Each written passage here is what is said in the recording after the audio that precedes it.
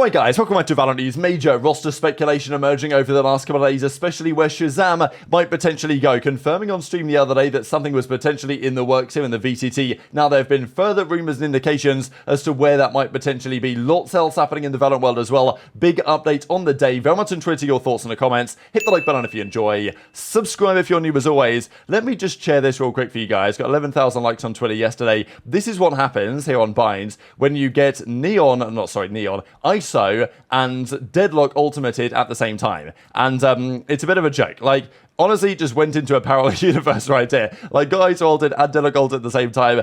Absolutely absurd. I don't know how often that's going to happen. But yeah, kind of a wild stuff. But what do we think about ISO in general? This agent, is it the strongest agent in the game? He might be right up there. And, well, here's Zekin with a few interesting moments. This I thought was pretty funny from Shanks, actually, because this is just a classic when you're playing ISO, this is just the type of stuff that happens. Here he is. He gets pulled into the ultimate, and it's like, well, what am I meant to do? This guy's got the shield on. There really is just no way to win, and, you know, he kind of loses the plot as a result. There's also been lots of drama as well on cheaters lately. So this guy, who's kind of been known for doing a bit of stream sniping, was finally banned, I believe, over basically last night or something, and we're now seeing them put out clips of all the cheats they've been using over the last few months. So this is a clip against some notable players where, well, you can quite clearly see if I go full screen here that there's just straight up, you know, wall hacks going on where we can see where the enemies are, just getting all the kills. Now, I know there was some drama yesterday on the Riot Games side with the Vanguard anti-cheat, which they've also deployed in League of Legends, and I know it was causing lots of problems, right? And we know that this anti-cheat is, everyone knows it's very intrusive, it's kernel level, and the intention is it's going to fully stop cheats, obviously, but it doesn't really seem to, right? I mean, we're seeing this quite clearly nowadays, that there are still cheaters in the game, so, you know, that's the problem at the end of the day, that the anti-cheat is very intrusive, but it's not exactly like it completely counters all of the cheaters. And even this, I thought, was very interesting, because when you watch this from Shanks's POV, does this clip look especially suspicious? Like, okay, kill 1, you know, kill 2, kill 3, kill 4. Like, there's nothing suspicious about this clip. It's just like he got the kills. This final one maybe, but it's like, you know, that could have been a call out or something, and obviously the player goes 14-3. So, you know, from that POV and even from Subrosa's POV, it doesn't look like incredibly suspicious from this angle, just, you know, based on the way that the kills were going down. Just looks like he hits nice shots and was, you know, prepared for the gunfights, right? But obviously he got the kill, right? So Killjoy got the kill, and therefore he would have known the location anyway. But as we can tell from this angle, you know, when you look at it from this POV, you can actually quite clearly tell that there is, you know, the way that he's looking and preparing for the gunfights does show that cheats were there. But it just makes you wonder how many other people are cheating, right? And he played 110 games before getting banned, I believe, which is pretty bad for blatant wall hacks and something that, you know, is meant to be countered by the anti-cheat that's meant to do something. So, yeah, lots of debate on that in the community at the moment. But let's talk about game changers. This was a pretty big update yesterday, actually, because Riot are continuing to push game changers, trying to find better ways to overlap the scenes, just because there's been some big debate over the last couple of months as to exactly whether game changers is going in the right direction. Many GC players have just straight up retired as of late, and there's been some question as to whether it's really accomplishing what it's intended to accomplish, because lots of the players would rather continue playing, like, the players would rather go to challenges or the VCT. But it generally makes more sense for the players to stay in game changers and play with their roster there because of the way the prize money works and all this stuff, rather than have them move up, you know, the ladder, as it were, at least the intention of what game changers is trying to do. So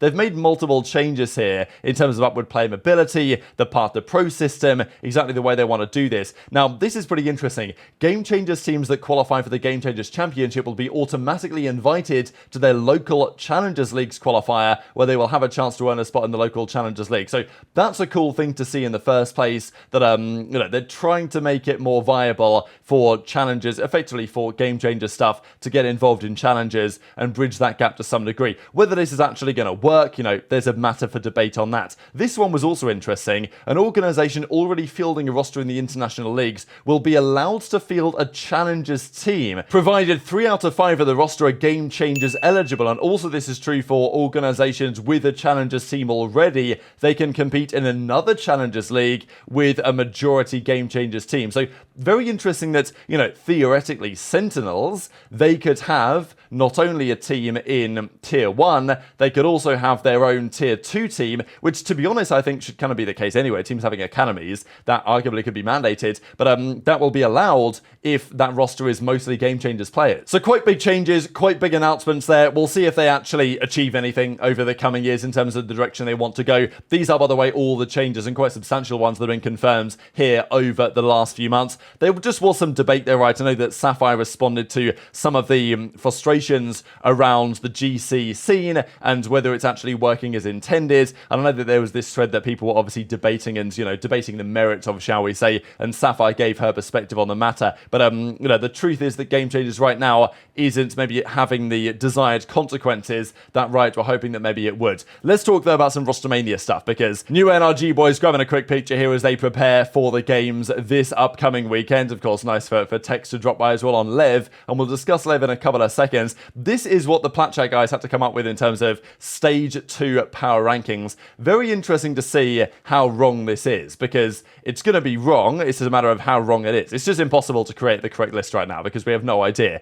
These teams have made changes. Lev, of course, Aspas is effectively, he's made it back there now, but how good are they going to be? How good are Loud's going to be? How good are NRG going to be? Nobody really has the good answer to these questions, but they're thinking 100T still the best, then G2. That is, to be fair, based on the results that we saw in Shanghai. I'm not sure we're actually going to see that play out this stage. I guess time will tell. Sentinels third, EG in fourth. Very interesting, and we'll discuss EG a little more in a couple of seconds. This is what they have for EMEA as well, which again is tough to say, but Na'Vi second is pretty interesting, and of course Fnatic with no Leo.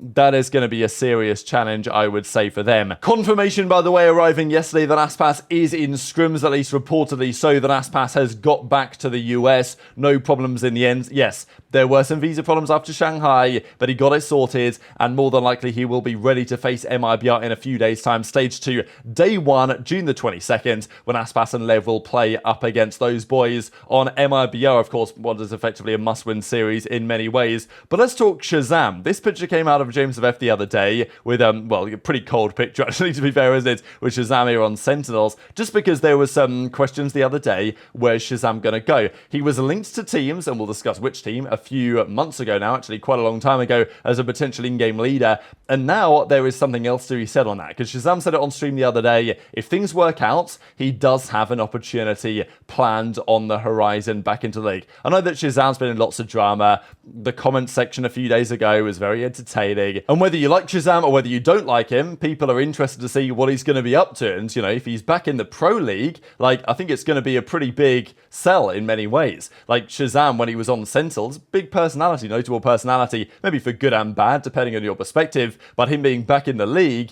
is definitely going to turn some heads, whether he does well or poorly. And he might well be back in, especially because Evil Geniuses yesterday put this one out. So, tough to say exactly what to read into this, but they say loading, and they have the Evil Geniuses logo flying around the screen. Just in the replies, right, we've got Derek, am I getting dropped? We've got Apoth, saying what exactly is going on. We've got people kind of discussing what's going on, and of course, well, here we go. What's going on? Is ShahZaM going to be coming in? Welcome to Evil Geniuses, welcome to Evil Geniuses, son of Car, or whatever, right? Welcome Marved. So people are speculating what's exactly happening here, but I don't think EG would tweet this if there wasn't at least something going on, given the speculation. Now, Rocket Bullets is going to say, oh, it's going to be Demon 1. Look, it ain't going to be Demon 1 returning, I don't think. Just because Demon 1 is still on the team with NRG, he is a restricted free agent, right? I'm guessing. Well, I don't even know if they've announced him as a restricted free agent precisely. He's, I think, still part of their team, they say. He's just on the bench, as it were, and probably will remain that way for some time. Although, could an EG return for Demon 1 make some sense? I mean, possibly. I guess it's not completely out of the realms of possibility, but probably right now it's not going to be happening. And he will likely bide his time to see how the actual NRG roster gets on without him, because if it's not especially good, good,